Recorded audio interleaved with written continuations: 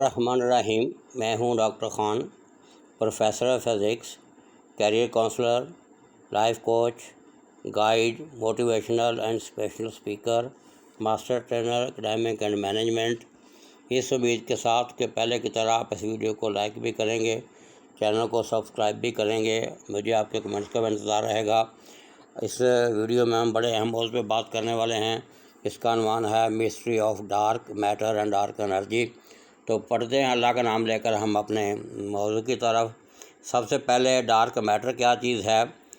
Dark matter کے بارے میں زیویسکی جو ہے 1930 میں اس کا خیال تھا کہ ڈارک میٹر جو ہے یہ ہڈن میس ہے جو گریویٹیشنل افیکٹس رکھتی ہے اور جو ایمٹس جو ہے ایمٹ کانسٹنٹ اینڈ کنسسٹنٹ جو ہے نان ڈیٹیکٹیبل ریڈیشن جو ہے ایمٹ کر رہی ہے، اور یہ اصل کاز بنتی ہے gravitational bending of light raise کا اور گریویٹیشنل لینسنگ کا، جس کو ڈبل امیج جو دیکھا گیا ہے آگے میں سلائیڈ میں دکھاؤں گا، سنگل کوسار کا 1979 میں۔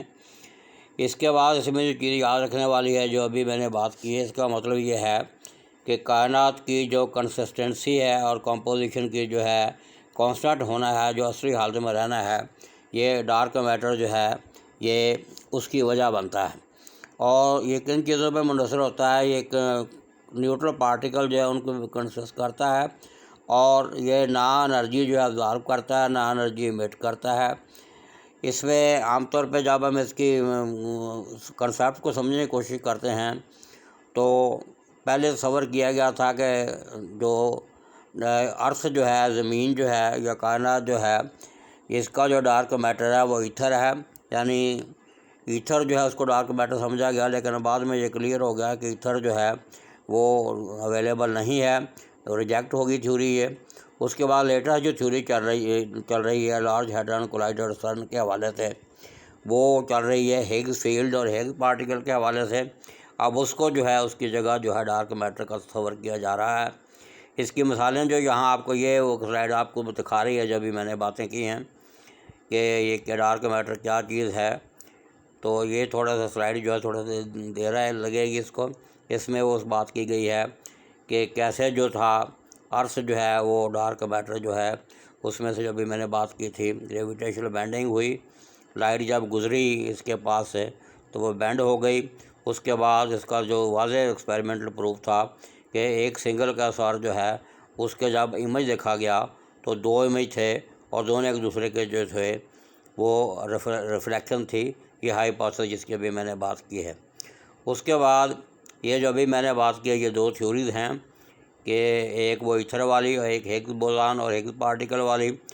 اس کی پھر آگے کچھ میں یہ اس کی کمپوزیشن جو میں نے بات کی ہے اس کی بات ہم کر رہے ہیں۔ اس کی ایگزامپل وہ دیتے ہیں کہ گیس کلاؤڈز جو ہیں وہ ڈارک میٹر ہو سکتا ہے، ڈسٹ پارٹیکل ڈارک میٹر ہو سکتے ہیں، ڈوارفس ہو سکتے ہیں، بلیک ہول ہو سکتے ہیں، نیوٹرینوز ہو سکتی ہیں، اور ویمپس ویکلی انٹریکٹنگ میسو پارٹیکلز ہو سکتے ہیں۔ اس کے بعد ڈارک میٹر کے بارے میں یہ وہ ایتھر اور ہیگز بوزان اس کا ہے مسئلہ۔ ڈارک میٹر جو ہے اس کے بارے میں یہ ایک بہت بڑا سوال جو ابھی تک آنسریبل ہے کہ ڈارک میٹر ریئل ایگزسٹ کرتا ہے یا نہیں کرتا۔ اس پہ بہت ساری قیاس آرائیاں ہیں، لیکن اس کی اصل وضاحت جو ہے ابھی تک اویلیبل نہیں ہے۔ اب ہم بڑھتے ہیں، ہمارا جو دوسرا پورشن ہے ڈارک انرجی۔ ڈارک انرجی کی جو ایکسپلیشن سادہ ملتی ہے لٹریچر میں وہ یہ ہے کہ this energy is the cause of expansion and acceleration of the universe with time, یعنی ڈائنامک نیچر آف یونیورس جو ہے یہ اس ڈارک انرجی کی وجہ سے ہے۔ اور اس کے بارے میں دوسری بات یہ ہے کہ اس نے ہول سپیس جو ہے اس کو فل کر رکھا، یعنی ہر جگہ یہ ہے، اور یہ ویری اسمال ایفیکٹس پروڈیوس کرتی ہے، لیکن وہ زیرو نہیں ہوتے اور ان کو ٹریک نہیں کیا جا سکتا۔ لیکن یہ سارا کچھ کیسے ہو رہا ہے، کیوں ہو رہا ہے، اس کے پیچھے کاز کیا ہے اور یہ ایفیکٹ کہاں سے نظر آ رہے ہیں، ابھی تک یہ ان نون ہے۔ اس کا کسی چیز کو پتہ، کسی بندے کو بھی پتہ نہیں ہے۔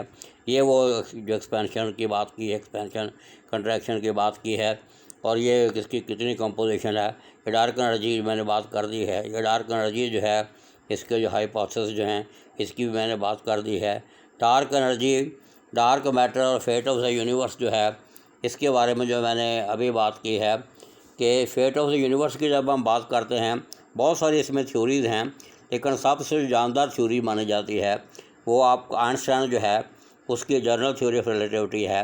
آئنسٹائن یہ کہتا ہے کہ یہ ڈارک انرجی جو ہے اور ڈارک میٹر جو ہے یہ انٹرنسک پراپرٹی ہوتی ہے اسپیس کی، جو ریپلسو فورس کو جنریٹ کرتی ہے گریویٹیشنل پول کو بیلنس کرنے کے لیے، اور جیسے جیسے یہ انوائرمنٹ چینج ہوتی ہے یہ جو گریویٹیشنل پول جو ہے اور ریپلسو فورسز جو ہیں وہ چینج ہوتی رہتی ہیں، یعنی سائز ڈیپینڈنٹ ہیں، اور اس کو وہ کاسمولوجیکل کانسٹنٹ کا نام دیتا ہے، اور اسی کو وہ ڈارک انرجی کہہ رہا ہے۔ اپنی تھیوری سے مزید اس کی وہ وضاحت کرتا ہے۔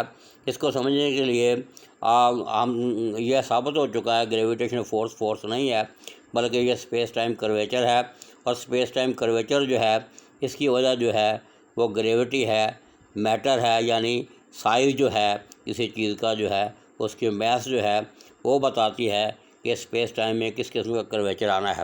تو کرویچر جو ہے آپ اس کو ڈارک انرجی سمجھ لیں، اور گریوٹی جو ہے اس کا یعنی میس جو ہے باڈی کا سائز جو ہے اس کو آپ ڈارک میٹر سمجھ لیں۔ تو اس طریقے سے یہ تھیوری جو ہے سادہ بھی ہے اور سمجھنے کے لحاظ سے بھی بہت زبردست ہے۔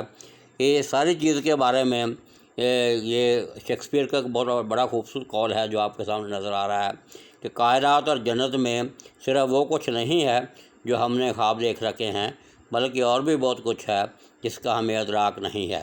یعنی کائنات ابھی ناتمام ہے، ابھی اس کے مکمل انفارمیشن جو ہے وہ اویلیبل نہیں ہے۔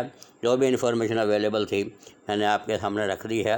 اس کی بڑی سادہ مثال میں ایک آپ کے سامنے پیش کروں گا کہ فرض کریں کہ ایک جھولا ہے اور اس میں جگہ جگہ جو وہ کرسیاں لگی ہوئی ہیں اور اس میں انسان بیٹھے ہوئے ہیں، تو ہم یہ کوشش کر رہے ہیں کہ وہ جھولا جو ہے وہ جھولا چلتا بھی رہے اور انسان بھی اپنی جگہوں سے نہ ہلیں۔